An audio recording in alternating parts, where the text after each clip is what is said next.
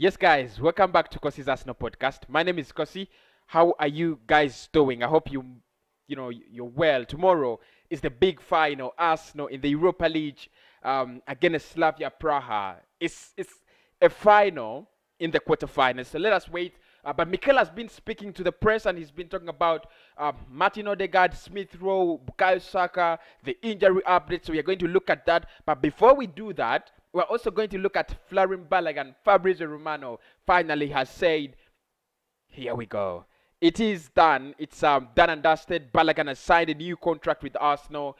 Yeah, it's a story I wanted to do, a long time ago. But then I just thought, probably I should just join it with Mikel Arteta's press conference. So we are going to look at what Mikel has actually said, and then talk about Balogun as well as other transfer news and things that are transpiring around Arsenal. Smash the like button, get your subscriptions in. Tell me what you think about these stories as well in the comment box, and tell me, who do you think will win tomorrow in Slavia Praha? Is it going to be Arsenal? Is it going to be Slavia Praha? Failure to do so, we don't qualify. So let us look at what Mikel has been speaking about ahead of this game in his interview, and this is according to, of course, Arsenal. Mikel Arteta was in virtual press conference action once more on Wednesday morning as he faced the media ahead of the Europa League quarterfinal second leg against Slavia Praha. Our manager was asked about Pierre-Emerick, Martin Odegaard, Balogun, and much more. So read the transcript, which I'm going to do for you so that you don't have to, so that we get to know all. And I'm also going to give my commentary and reaction about each and everything we will talk about. On Pierre-Emerick and Odegaard's chances of playing, he said, I don't know. We have to see how they are today. We still have a couple of other ones in the last few days, so we will have to see how everybody is today and after training, how they react to for tomorrow's game. So probably, I think Aubameyang had flu. If you still remember, Aubameyang had flu. Then Odegaard has an injury in his right ankle.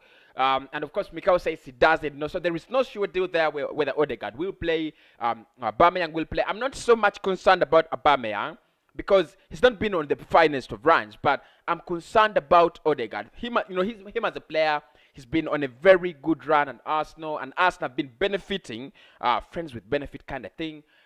So we've been benefiting from his good form, but now he's out. So let us pray he comes back as soon as possible. On Slavia Prague, Mikel said, we said before the game that we would have been really impressed with the form.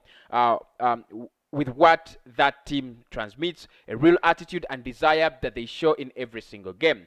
That's why they are here. They are here because they knocked out some big teams along the way and fully deserve to be where they are. They showed in the first leg against us. They never give up. They scored in the last minute of the game. We are going to have have a real battle tomorrow.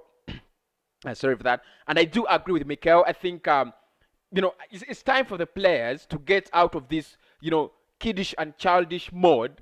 Now it's time to play pro. It's time to play pro. We've seen what Slavia, Praha are capable of.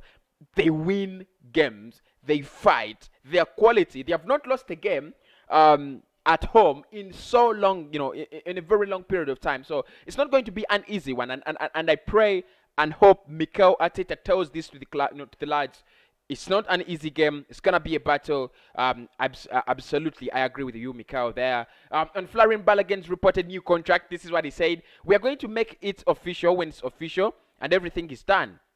But as I said before, I was being very positive that he wants to stay at the club. We want him to stay at the club, so we are very, very close. Yeah, Fabrizio has confirmed, of course, that he has signed a new contract, 4 years. That is until 2024. And it was, of course, it gives you the best of feelings around Arsenal, especially going into this game. Just imagine you're going into Slavia Praha and it's confirmed that Leverkusen have signed Balogun. You would run crazy, wouldn't you? So I think it's the best of news. You want to hear that as an Arsenal fan. You want to get that kind of news, ahead of the game, and then probably after the game, you want to confirm that you have gone through to the semi-finals.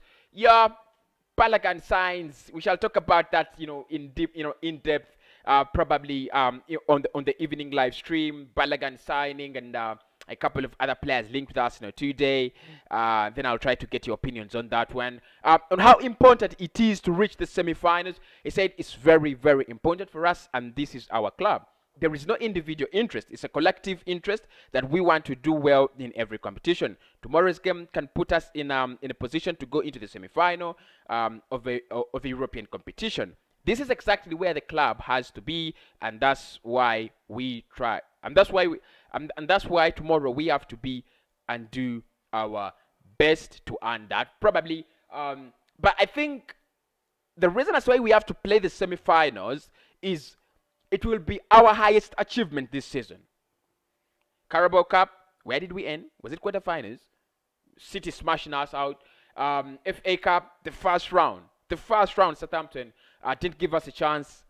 It looks like it's been a shit of a season. In the league, we are so disappointed as fans, and the club is disappointing. So I think what you have to think about that is Arsenal need to get to the semi-finals. That would be the highest point achieved, highest point reached this season. That's why for me it's very important to reach the semi-finals and probably the finals in that case. On reaching a semi-final being tangible progress, he said absolutely tangible is the right word, and the only tangible thing is results. Whether you're doing a good job or not, to judge it externally is only going to be judged with results. Internally, you know what you're doing, and you can have many different ways of judging. But at the end of the day, externally results are the only important thing to give the perception that you are moving forward in the right direction. Absolutely. Of course, there's so many things you can talk about this. First and foremost, is it progress? We've been here before. We've been here with Emery. You see? So we played the final with Emery and we lost it. So it's not much progress. For Mikel Arteta as a manager, for Mikel Arteta and his little project and process, it's a tangible progress. But for Arsenal as a club, it's not moving forward.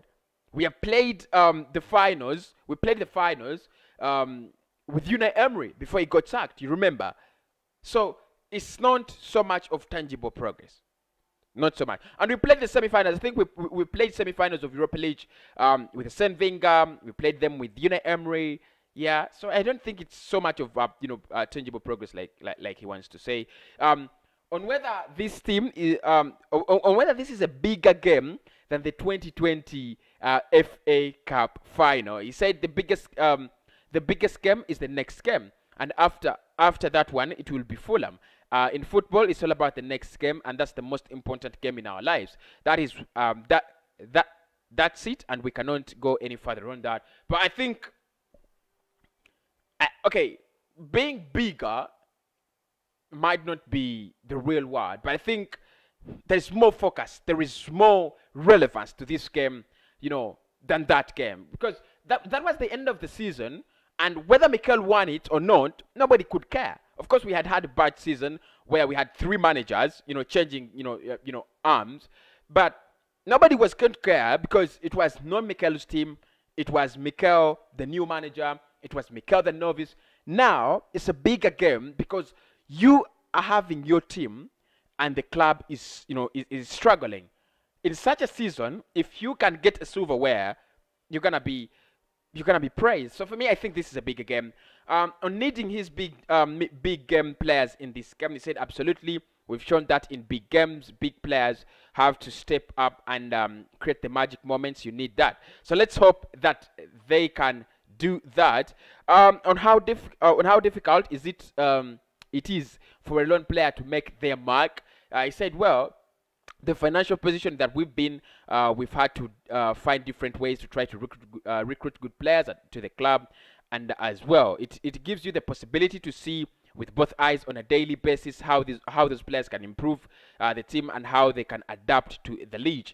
In both cases, Danny and Martin, I'm really happy with both of them, and the decision has to be decided at the end of the season, because there is, in case the same club involved with both of them, I will have these conversations. So probably let's wait until the end of the season On whether Xhaka playing left back was a one-off or not, he said we looked at our options in relation to the opponent and the formation that we wanted to use to fit the qualities of the players that we had available. Obviously, not having Kieran, it is a big hit because of what he produces and how important he is on the team. Now now we have to find different ways to get the good thing with Granit. The good thing with Granit is that he can play in 2 or 3 different positions. I can see him playing as a centre back when it's needed because of his discipline, his commitment, his qualities, and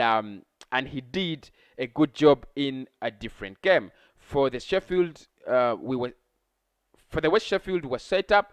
We'll decide tomorrow. So probably we could see Granit Xhaka, in left back. On the balance of weakening the midfield by removing Xhaka, he said yes, but then you have to move on. You have to move 1 or 2 pieces. At the moment, we are missing David, we are missing Kieran, we are missing Martin as well, we are missing Auba. So we have to be missing quite a lot of so we are missing. We've been missing a lot of important players, and we have to move the team somehow without touching it too much. But we have to find the right solution. On Balogun and how the situation has seemingly changed, he said just by trying to first of all understand why he got the point that he was really thinking about leaving the club after being raised here, and the feelings that he had built towards the club. Once you understand the position of him, then try to explain what you want to do, how involved he is going to be in the project, and how. Then get the full commitment from the club and support from Edu, who I think has done incredible job as well. And whether Balogun will stay in the squad next season or go for loan, he said first of all we have to sign him. Once he signs, we go step by step and we'll communicate with you guys on what we are doing. On whether Aubameyang or Odegaard will train today, and he said depending on how they wake up. If they wake up better, yes. Yesterday neither of them could train. Hopefully today it's a sunnier day, so maybe it's even better. On the senior players needing to deliver tomorrow, he said they are all relevant as they're all relevant as the senior players. It doesn't matter who it is, but someone has to create when the team needs those moments. We have moments in the season where it has been the senior players, and then other moments where it has been the young players. It doesn't really matter. I agree with him. I agree with you, Mikel, there. On whether the first leg was a wake-up call, he said we had moments against Slavia Prague where if we had put the ball in the back of the net, we are having different conversation. This game is decided there and then when you don't win, and you draw in the final minute, it leaves a different taste. But he says, but it could have been a completely different game. It's about efficiency, and these Europa League games, your efficiency has to be so high.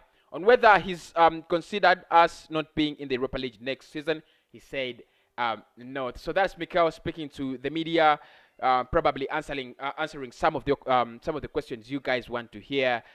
Yeah, he answered some of the questions I wanted to hear, especially about Balogun and the injury status around Arsenal. So probably, if there is anything that you want to know, you can hit me in the comment box. But also, get in your comments around there. We'll see you very, very soon.